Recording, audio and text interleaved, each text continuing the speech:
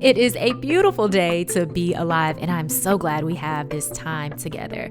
I'm Sana Laybourne, she, her. I'm a professor, scholar, connector, and avid reader. I've always loved learning about what's happening in our social world and sharing that knowledge, especially over a good cup of coffee. And so here we are. Each week on Let's Grab Coffee, I catch up with experts from across the country who are investigating our most pressing social issues and common curiosities. Over the next hour, you'll learn about their inspirations, motivations, and of course, what they know about the world around us.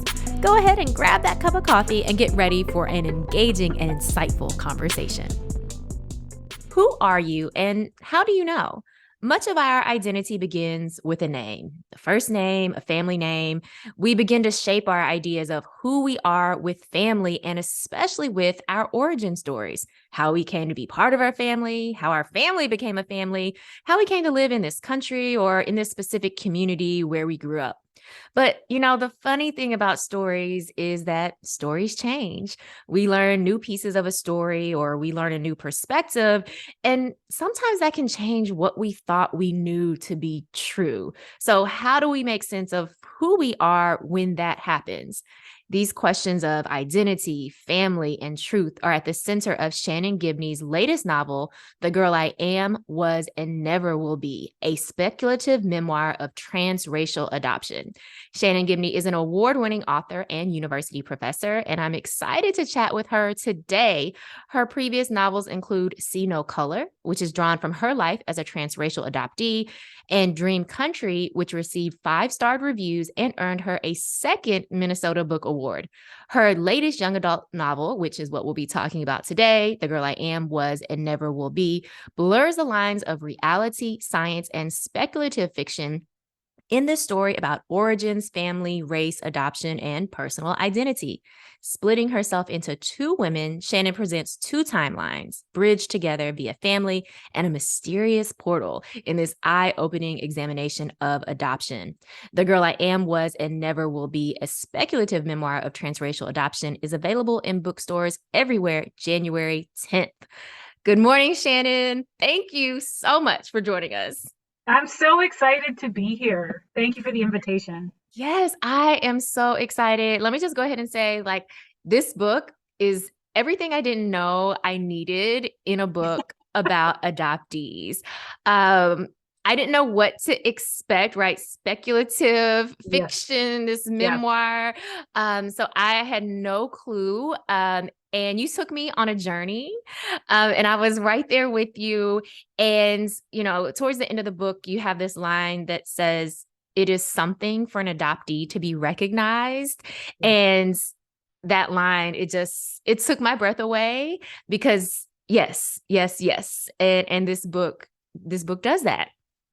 So I have so many questions because I always say, you know, if you're lucky, you're sort of like with this piece of art, this book, for a long time, for years, and you're really the only one with it. Or in my case, I'm lucky enough to have a really great editor, Andrew Carr, who's this is our 3rd book together, and he always pushes me to make things better, which is great. But then once your book is published, it's not yours anymore. Yeah. It's sort of like a child. It goes out into the world, but then it comes back to you through other people, and their experiences with the book. And it is a really beautiful experience because sometimes things will come back to you through people that you yourself didn't necessarily see, or maybe you saw it a different way. And so I really I'm curious, when you said in the beginning, like, as an adoptee, this was the book that you sort of, I think you said, wanted, everything you didn't know that you wanted and needed. Can you unpack that a little bit? What does that mean? Yeah. Well, as a transracial adoptee, a transnational transracial adoptee, not being part of a community. I know some adoptees do experience, growing up in an adoptee community. There are different resources, but I didn't have that. So it was literally just me trying to figure out, like, what does it mean to be adopted? What does it mean to be Korean? What does it mean to be Asian in a white family? Trying to figure out all these things on my own and not really having any good, positive, supportive models for what that meant. Growing up in the age pre-Google, not even being able to ask Yes. Google. Yes, that's real. It's real. Yeah, things Yeah. changed in the digital environment and people could have, Facebook groups and all kinds of things. Yeah. Yeah. Mhm. So just being, finally coming to accept that there are no answers, and that not even that there are no answers, but that I shouldn't even be asking the questions, right? That having that curiosity and that imagination, so tamped down that you just are afraid to even ask because there's no answer, right? And so what happens when you don't see yourself, when you feel like who you are or what you are, no one understands, and it's wrong to even kind of be that thing. So with this book, it's like, wow, like, everything I didn't know I needed because, of course, throughout the book, you're weaving the adoptee experience, or Mhm. many of adoptee experiences. I shouldn't say because there's not one, but so Mhm. many of the common questions we have, the themes that we experience, and to see that in the page. Mhm. And also I love the different perspectives you bring in. So birth mother perspective, birth father perspective, right? Mhm. Mhm. And just kind of opening up a world for us to imagine, like what would it have been like in this different life, in this different timeline of Mhm. being with our birth families, or even, what would it have been like for me to have had a book like this, Mhm. 10 years ago, 20 years ago, 30 years ago. Mhm. Right, right, How would right. that have changed the story of myself that I was Mm. telling myself as I was growing up? Mm, that's really rich. No, thank you so much for sharing that with me. Mhm. We were chatting just a little bit before we started the formal interview, and I was saying, I don't necessarily have a conscious audience in mind as I'm writing, but um, I think in some ways I'm always writing towards that girl that I was at 12 who felt so alone Yeah. and so isolated and did not have any language to express that. Mhm. Yeah. Yeah. And for all the other um, adoptees out there, particularly, transracial adoptees and adoptees of color who, were like, how did we get here? Like we're in the middle of this island of whiteness, a lot of us, and like, but yeah, it's sort of like the way that whiteness and most sort of dominant cultural systems um operate is like, well, you're not supposed to talk about it. You're not supposed to admit that, oh wow, like everybody around me is white and like that's weird. And Yes. Oh my goodness, Shannon, so much in there. But it's interesting how you say like we're not supposed to notice that, like, oh, we're the only not white people here, but yet people continue to point out to us that you yeah, are the only white person here, and we're just supposed to take it. yeah. You write in, you share a vignette about being at the dinner table with your biological family, and them, pointing out like, or making kind of these quote unquote jokes about you being the only Black person in the room, but Mhm, also saying a lot of racist stuff about other groups of color as mhm, well. mhm. And I'm like, yeah, yes, that, yeah. Oh, wait, And we're it's like all having, dinner. It's like, like together time, like bonding time, right? And it's just sort of like, I had this great review from Kirkus, and it's like this reviewer was like, yeah, that in each timeline she can't quite, whether she's Shannon or Aaron, which was my name at birth, she can't quite get away from these racist microaggressions at the family dinner table, right? And like I just feel like, and yes, right? Like whether or not you're raised by your white, your loving white middle class adoptive family, or you're raised by your struggling in many ways uh, um, white birth mom, and their working class white family. um, like you're going to have to deal with the racism. Like you're going to, and, I was talking to Haley Lash on Adoptees On 2 days ago, and she was saying, well, I just think the book also sort of breaks down this idea that somehow, it maybe would be less racist if like people who are mixed like me might have a less racially isolating / racist experience if we had not been adopted out into these white families. And she's like, in the book totally shows that that's not necessarily the case. And what I said to her was, since for quite a long time, I would say since my teens, I mean, there's a reason why a lot of my friends, a lot of my platonic girlfriends are mixed race women, because we have, and not adoptees, because we have a lot of the same experiences in our families and communities in terms of these issues around race. Yeah. Yeah, absolutely. I mean, also this idea of isolation and being isolated is such, the transracial adoptee experience and transnational transracial adoptee experience as well. And it's kind of funny because I've said before, like we experience this isolation, right? Where we're racially isolated, and have gotten some pushback actually when I was working on my dissertation research, had gotten some pushback about the idea of isolation. Cause I'm like, yeah, we are in our families and we have friends and we're involved in, whatever interests we have, but there is a piece of our experience that is completely isolated while also maintaining all these, social activities and all these friendships and communities. But again, we have this experience that, no one else is having, or at least that we are not connected to those other people who are having it.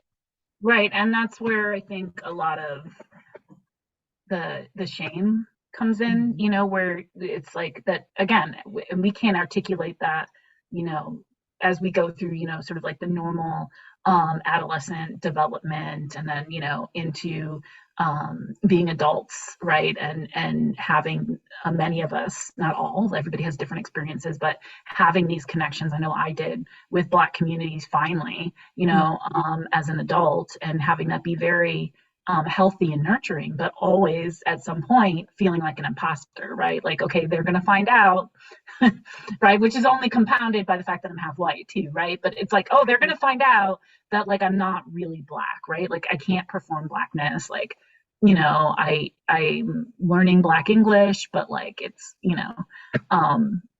yeah. So I mean, I just think, and then a lot of my friends who are Korean adoptees, it's like, oh well, I don't speak Korean, I wasn't raised on Korean food, I didn't go to Korean church, I didn't, and it's just very much like, well, you're not really Korean American then, like you're not really Asian American, right? And yeah, and that experience, and I think I use this phrase in the book, growing up in the heart of empire, right? I mean, there's a lot of, right? There's a lot of work on by BIPOC folks on how we know white people better than they know themselves. While, people who are transracial adoptees and multiracial folks, right? Like, I mean, we know intimately, like not just kind of, okay, the white people at work or whatever, right? But like within the family, right? Like all of the hypocrisy and the idiosyncrasies and the unresolved racial stuff that's just in every family, right? And some of that, of course, gets played out on our bodies. And yeah, so it's a lot. There's a lot of stuff there. Yeah. Yes. And thank you for bringing that up. We are in the heart of empire, which yes, and that is our experience. And I'm so glad that you've written this book that kind of brings that experience into the forefront and out of our own, right, out of our individual experience, out of the shame that we might feel that is not ours to feel, right? That is not ours to carry. And so I think that was also part of what I loved about the book is that, for me as an adoptee, I'm reading it, of course, through my lived experiences and all the things that you're saying, where it's like, yes, yes, yes, right?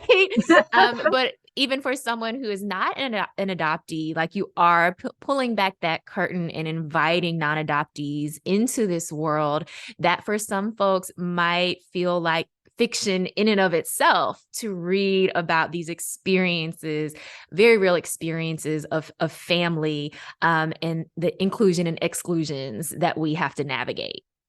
Yeah, I mean, I feel like, adoptees are not the only people who have these ruptures in our identities and these ruptures in our stories, living in a culture that really values kind of like a holistic, seamless narrative for these things, right?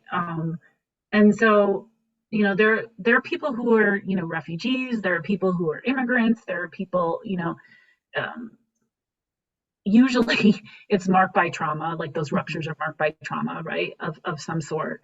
Um, but everybody has had some kind of experience, I think, in their life, regardless of what their, racial or other identities are, where it's like they have this one story in their mind that they thought was sort of the way things were, and then come to find like, well, no, that's not actually it at all. And all of us are in families, and all of us know how complicated families are. You can have a sibling that you might actually be very close to, and they could have a completely different experience in the family than you have, and neither one of you is wrong. It's just that's just the way it is. So these are things that, yeah, definitely are brought to the forefront, and I think are sort of like foundational of the adoptee experience. The way that it's sort of structured and laid out here, but these are things that I think that, and I hope that every reader can have some kind of connection and recognition with. Yeah, absolutely. Because family is so complicated, so complicated. I mean, it is, and I mean, and that's the thing. It's like it's not like other people's families aren't complicated. It's just that when you're mixed, when you're a transracial adoptee, it's just another layer of intersectionality, right? So it's just another layer of complexity to navigate. Yeah. And our complexity is right there for everybody to see and inquire about. So Right. in many ways we can't hide it the way that Yeah. some families are hiding all of these family secrets that pop up in how you're experiencing family and experiencing love and identity and how you think about yourself. But like any good secret, it typically something comes out and you have Yes. that rupture, that unraveling of what you thought was true, and then you have to piece it back together in Yes. some sort of way. Yes. No, totally. Totally. Yeah. And I mean, yeah, that's the thing, is sort of like our difference is we're hyper visible, so and then people feel like it's okay to come up to you and be like, well, how was that your mom? And, Yeah. where are you from? And like all this stuff. Right. And, and then as adults, many of us get salty and are just like, oh yeah, how's your divorce? Or like whatever, something that is just like, why would you feel it's appropriate? I don't know you. Right. Like, I don't, let's be clear, right? That is not appropriate. Like, I'm done, you know? Yes. And so, yeah, I mean, I got to a point, I'm 47 now, but I got to a point in my 20s where that would be my response, because I'm just like, and I'd like to say, yes, it was a lot of white people, but there were Black people who would do that too, Oh for yeah, sure. yeah. And especially being mixed, having people come up, what are you? Oh, Oh I'm a yeah. human, like, what is going on? Right. Yeah. Yeah, we do. One superpower we have is we have way more practice at navigating some of these Oh, questions and kind of piecing the stories together, telling a narrative that we want to tell or responding in a way that we want to respond. And so I love that because yes, we're hyper visible, but that doesn't give you the right to roll up on us and like, do you have no home training whatsoever? Like, you're showing yourself. Like, back up and sit down. so, but people feel entitled, for some, especially around racial stuff, that it's like a psychological come apart. It's like, to me, and I don't want to like objectify trans folks or think that, um, these experiences are somehow equal, because they're not. But to me, it's sort of like, when somebody comes into the bathroom that doesn't look, the woman's bathroom, and like Right. they don't look like a female bodied person, and people are like, Yeah. it's like that, and it's just sort of like, uh, but they feel empowered Mhm. to have that response, which even sometimes can be like a violent response, right? Yeah. To Yeah. police these borders, kind of thing.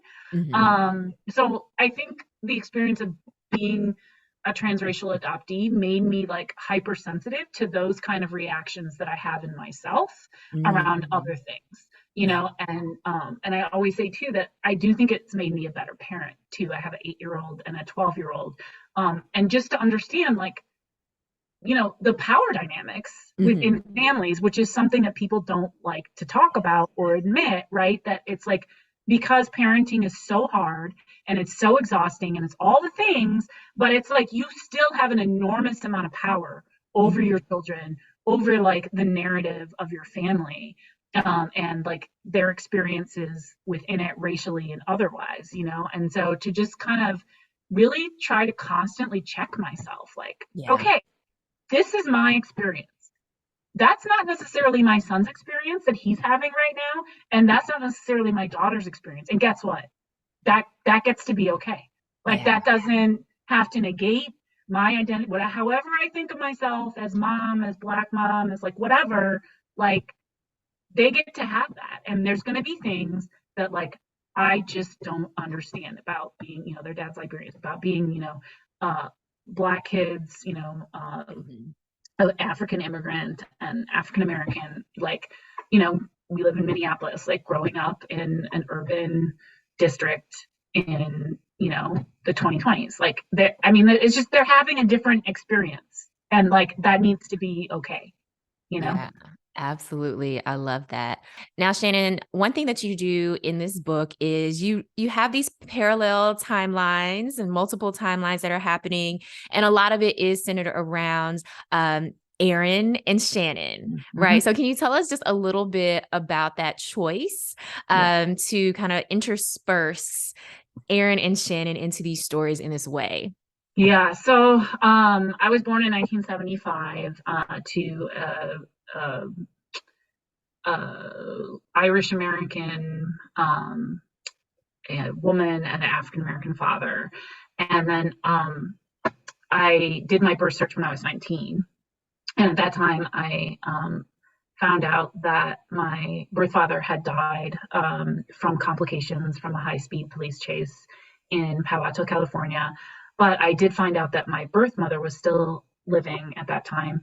And she uh, had put her name on something called the Central Registry, which, when you are of age, an adult in the eyes of the state, you can put your name on that, and adoptees and birth parents can find each other through that if there's a match, Mm. and they find that, they facilitate that through your adoption agency. And so, um, you know, I I found I found her when I was 19, and I also found out at that time that my name at birth was Erin Rebecca Powers.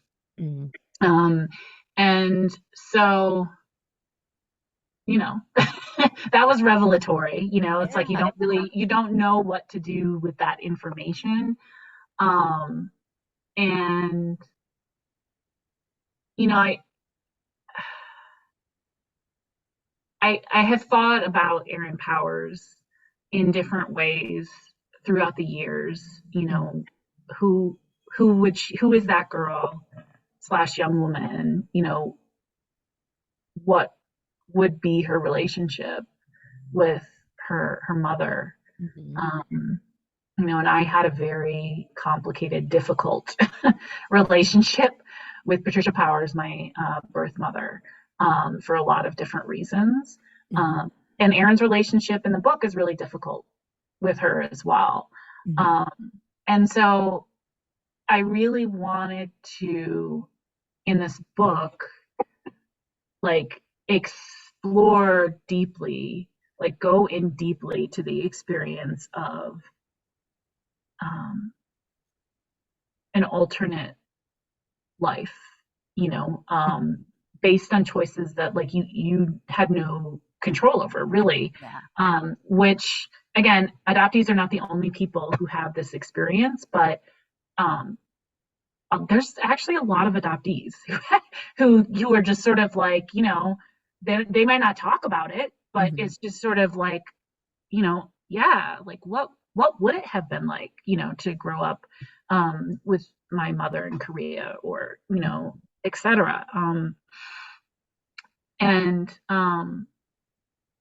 and my thought was, and this definitely proved true as I had the experience of writing the book, that there's certain knowledge, there's certain truth, there's certain information that is really valuable, Mm-hmm. that you can get from sitting deeply with those questions and with those sorts of alternate timelines, even if they're not necessarily quote unquote true, right? Like, which is like the holy grail. Like truth is like sort of like the holy grail of like, you know, American realist, Mm-hmm. you know, fiction and nonfiction and whatever, right? But it's just sort of like, yeah, but that there's certain questions and certain issues that like are deeply important, that Mm-hmm. you can't really investigate if your most important fidelity is to the truth.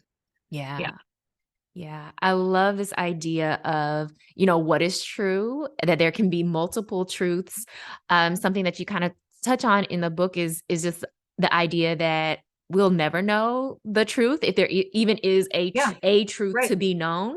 Right. We will never know it, and that is also something that, as an adoptee, I've also come to understand and accept, because even if you are in reunion, that you will never know the truth, right? Capital T, Right. of, what happened, why relinquishment, the hopes and dreams, all these things. You will only know what that person is telling you today, as they're rewriting a narrative for themselves as well. So Yeah. Yeah. being in that discomfort of, there is no one story, there is no one truth. And I love the way that you created for us to enter into this world of these multiple truths, these multiple realities. And also, I thought it was so refreshing, I guess, to see a reunion story that is as complicated and messy as we are as human beings. Yeah. Yeah.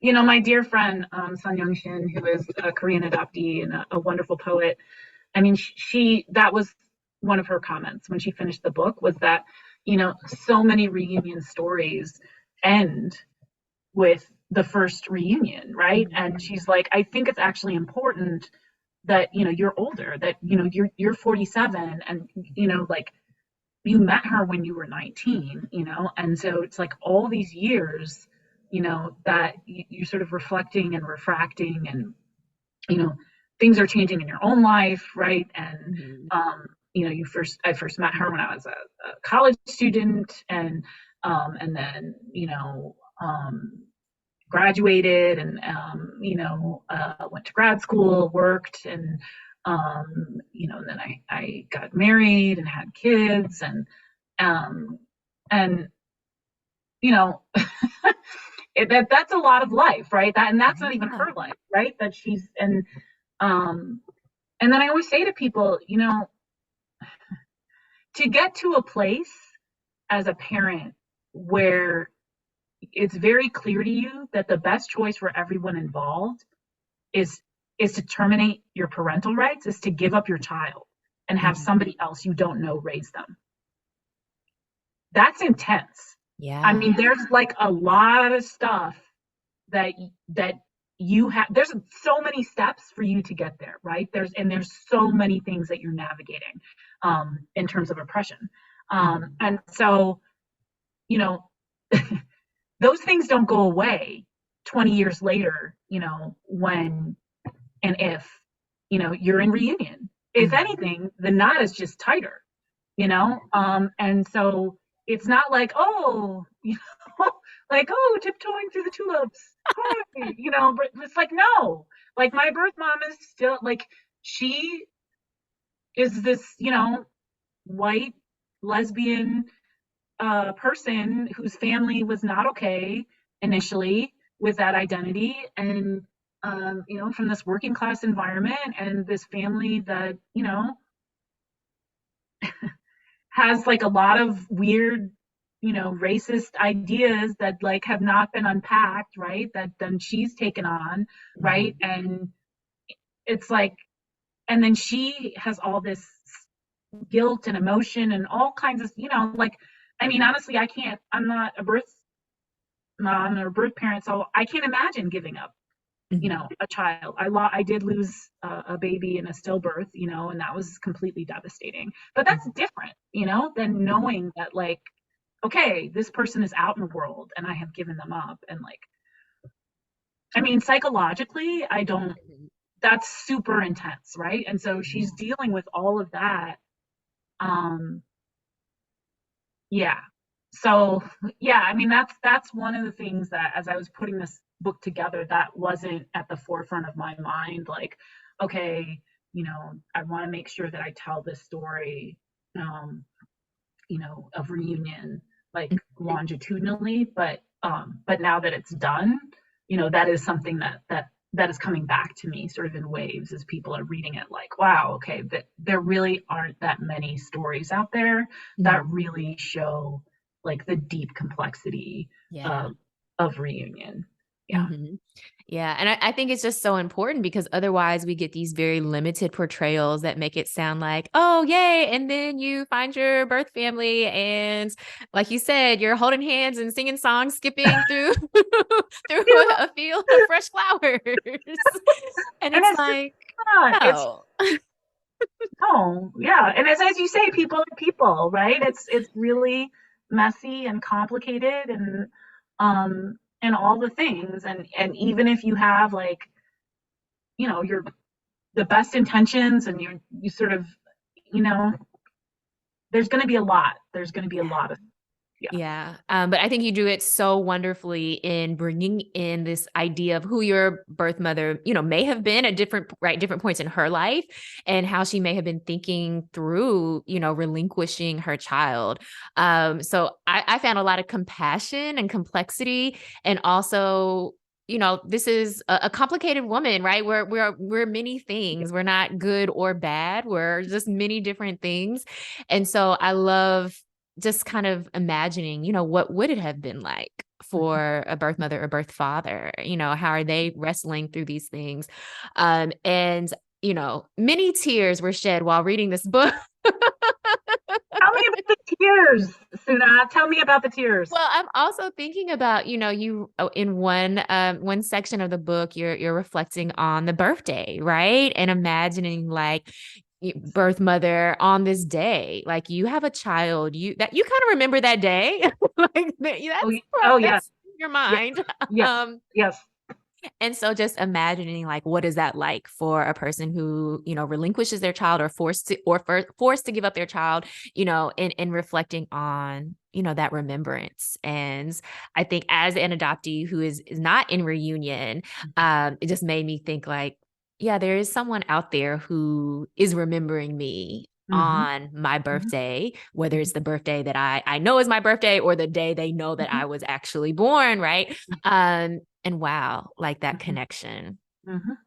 Right. It's felt like, even Mhm. if, again, fact is not everything, right? Like it, it, but this is something as a human being, it affects you and Mhm. it imprints, the experience imprints on your body, Yes. And so there's no way that, even if you're suppressing it or repressing it, I guess would be the word, like it's still affecting you. You're still responding and reacting to it. Um, and and so yeah, just because we can't point at something and locate, like, you know that's it, that's my birth mom, or that's the day that I was born, or that's, it doesn't make it any less real or any less important. I mean, I do feel like that's one of the implicit arguments that the book is making. Yeah. Yeah. And I love that you brought up this idea of we still hold it in our bodies, right? Yeah. Just like our birth parents are still holding a lot of memories in the body. We're still holding a lot in our body that maybe we can't even access, but that has deeply impacted how we are making new connections, how we are feeling safe and secure or not. Yeah. And there's a lot of those themes in the book. And I was like, yes, this is, ah. Yeah, the sort of, you know, intergenerational nature of adoption, I think, is is also a huge part of the book, Yeah. and how that gets passed down, even through the holes, right? The lack of information that we may have, either biologically, right? Because part of the story too is, my birth mom, when I met her, was like, you need to do regular breast exams because there's this history of breast cancer in our family. And being young, I was like, okay, yeah, whatever. And then um in 2019 I was diagnosed with breast cancer.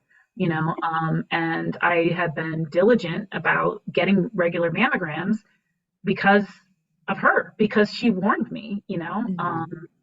And and yeah, in my adoptive family too, it's just like regular checkups, all these things. But it's like a lot of people don't know how limited the health history that most adoptees have, and how that can really have a detrimental impact on our lives and well-being and health. And so, but that too is a form of lineage, right? Like Yeah. even breast cancer, right? Even something that's trying to kill you is something that is passed down, and is therefore, a connection, to be noted. Even, I sort of argue, like in some weird way, cherished as an adoptee, because it does connect me to all these women, in my maternal line on that side. Yeah, absolutely. You were talking about what we have, these connections we have to people we don't know, and we may never know. And what struck me too was in the book you talk about your birth father and Yes. some of his interest and his intellect and curiosity, and thinking about some of these interests we have that seem to come from nowhere, that aren't shared in our adoptive families. And that also sticks out to me as we're thinking about, where does this interest come from, or this personality? Where does this Mhm. come from? Mhm. And it is like these pieces to, the life we could have had, or the people who we could have known. Mhm. Yeah, no, and um, birth fathers, there are these little micro essays on the absurdities of the adoptee experience in the book too. Mhm. um, and one of them is sort of like the typical um, popular adoption story, right? And the birth father is rarely, if ever, mentioned in that. And for a lot of mixed Black people of a certain generation, born in, I think, probably late 60s, 70s, early 80s, the sort of racial configuration of our parents was like white woman, Black man. And so Blackness is sort of tied to the paternal line in that way. And yeah, like it, I didn't have very much information to go on with my birth father, particularly because he died when I was 6. Mhm. Um, and so, but his family was based in Detroit, which was about 45 minutes from where I grew up. And so I was able to connect with them. And, I'm still in contact with my aunt, Annette, who's very welcoming and helpful to me, shared a lot of information. Um, but yeah, just sort of extrapolating the little bits of information that I have about my birth father. Um, and I never got to meet him in Mhm. in real life, but through this book, through art, um, I get to. Yeah. Um, yeah. And I love that because again, as you mentioned, the birth father like does not exist in in No, like no, just completely erased. And so I love the way that you incorporate him in this story, in a way that is very integral to this idea of like who I could have been, and even who I am, right? And so I love that you bring in, this picture of a man, right, who very important in your life. And so I really appreciated that. thank you for saying that. Yeah. And um, I mean, one of the things, Boise Collins Jr., Boise Christopher Collins, sorry. So Boise is the name of my birth father, and it's also the name of my grandfather. And then I have an uncle also named Boise, and then I named my son Boise. He's the fourth in the line. Um, so sometimes it can get a little confusing. But Boise Christopher Collins, my uncle, when he read an early draft of the book, I mean, what he said was, he was like, you know, I asked him like, what are you really taking from this? And he said, I think the biggest thing is the journey, this journey that you're on. But he was like, but also it's also this kind of ode to your father, Mhm. in this, like, you're honoring your father in this way. Yeah. Um, Yeah, and I loved, the name, right? The naming practices, and even thinking about Boise Christopher Collins, like the naming practices, with him, and then thinking about your son as well. And, of course, this idea of name and legacy and identity is interwoven throughout the book. But just thinking about, your son, and continuing that legacy and bringing forth, that part of your family from the past, but also that you're creating. So powerful. yeah, no, and yeah, that part also always moving for me, like the intentional parts that we can, there's these parts of our stories that precede us that we don't really have any control over, but we're also here. Yeah. um and so we do have control over certain parts of our stories. And and I know it's very complicated, and my son is young, he's almost 13, and so he doesn't, you know he understands some of it, but a lot Yeah. of it is abstract. And so um but I wanted a name that would ground him, and I know that it does, Yeah. for sure. Yeah. Yeah. I love that. It's so beautiful. Um, the ability to rewrite the narrative, Yes. but also to decide, what is grounding us, right? What are we tethered to? And to making that what we want it to be, which is also a lot of what I got from the book, right? We get to decide if we're going to walk through that portal. We get to decide, if we're going to create a different timeline for ourselves. We don't have to be beholden to a past, and we also don't have to be beholden to, the adoption narratives Mhm. that we learn and that are trying to be forced upon us. We get to decide. I love that. I was really taken, I think, by the naming practices. So thinking about your son, and even, just the family on your father's side, but also obviously Aaron and Shannon, and, this idea of a whole nother person, right? That was marked by this name. Um, and now who could they be?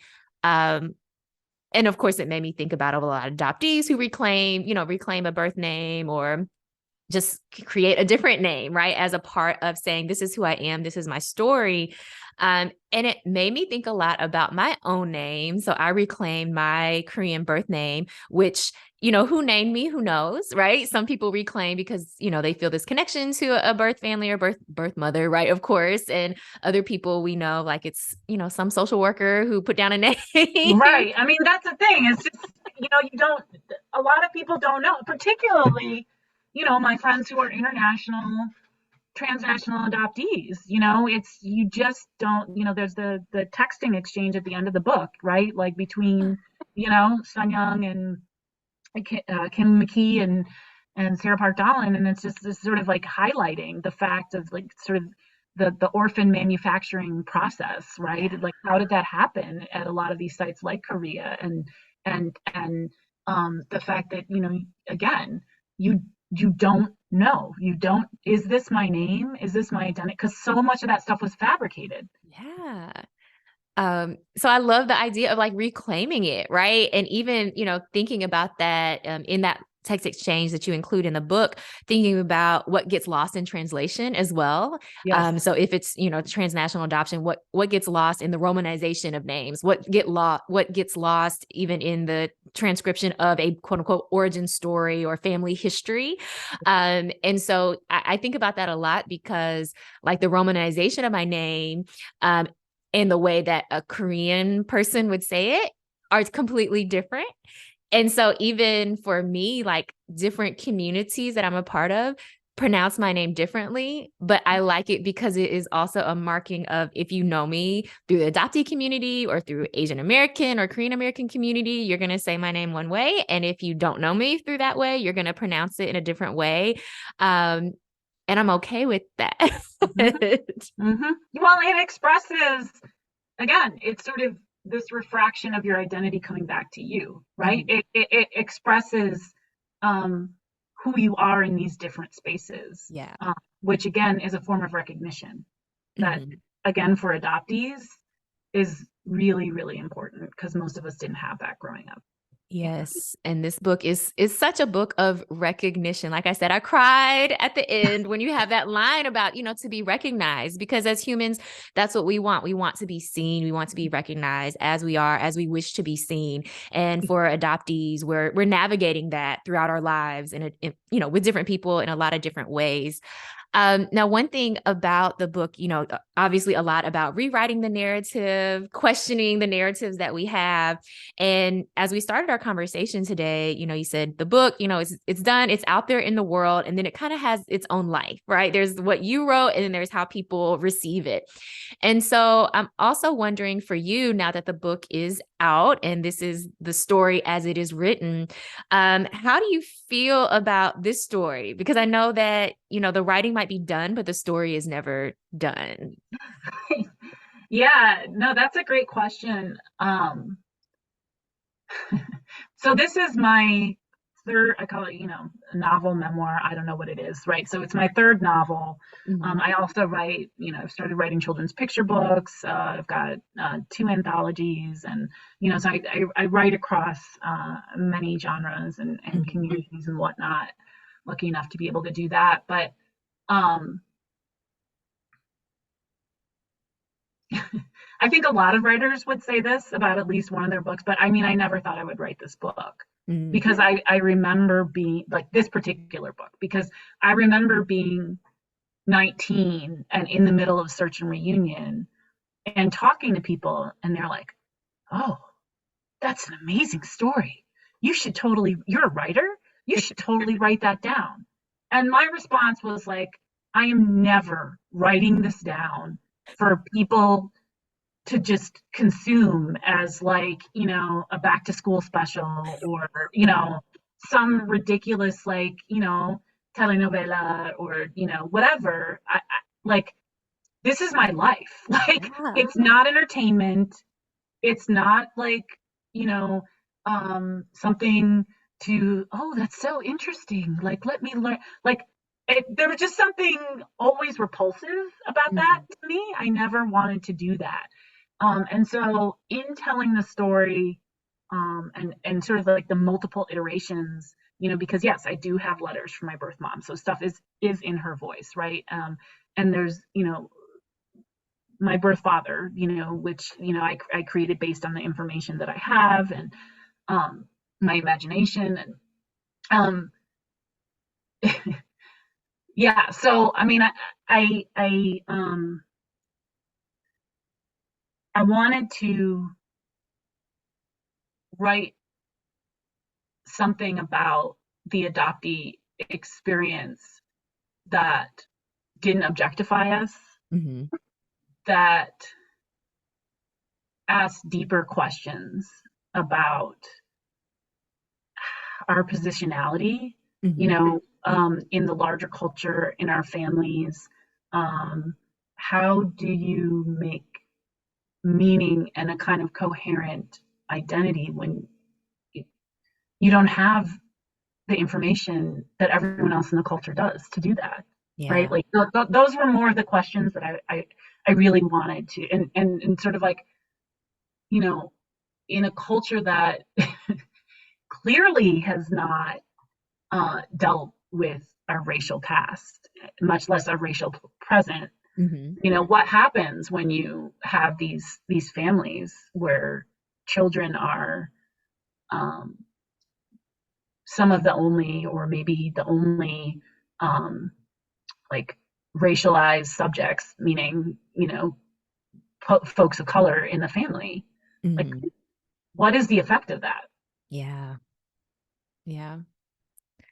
Look, I cannot say, I can't say enough good things about this book.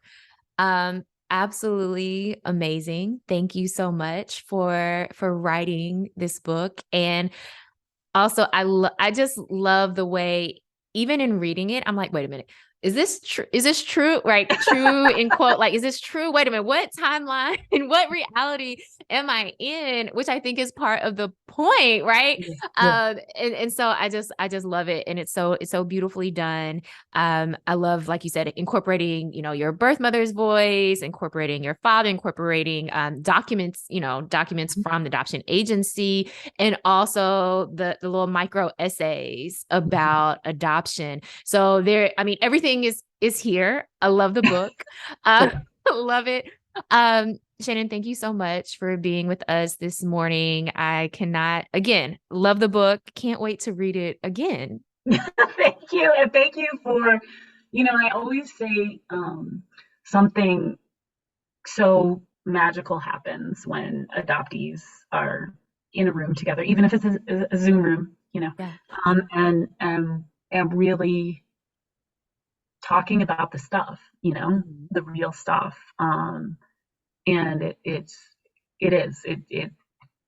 is very emotional for me. So I really appreciate, all your insights and thoughtfulness, that you brought to our conversation today, and thank you for sharing it also with a wide audience, because as we know, when you are from historically marginalized communities and you're trying to create books and art and whatnot, it can be very hard to get the word out about it. So thank you so much for Yes, helping. thank you.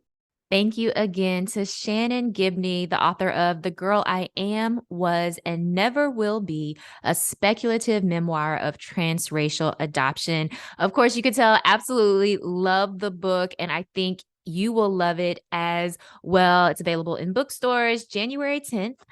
For today's positive note, I actually want to leave you with a passage from the book, which says, embrace that there are no singular truths. There is no one reality. There are no stories without holes. There are only spaces to be breathed into, sometimes rewritten. I love this acknowledgement of there are no singular truths. And I think for those of us who maybe have complicated stories of who we are or who we've been that we've been telling ourselves, this gives us hope. It gives me hope that we can always rewrite the narratives. We don't have to be beholden to or constrained within or confined within the stories we have been telling us about ourselves, particularly if those are stories filled with shame. But we have the power to rewrite our narratives and in the process, rewrite who we are. Well, this has been Let's Grab Coffee on WYXR 91.7 FM. I'm Sana. I'm here every Monday morning. I can't wait to be back here with you next week. And go ahead and share this show with a friend. You can always listen to the replays of the shows on WYXR.org, or also subscribe to Let's Grab Coffee in podcast format, available on all streaming platforms.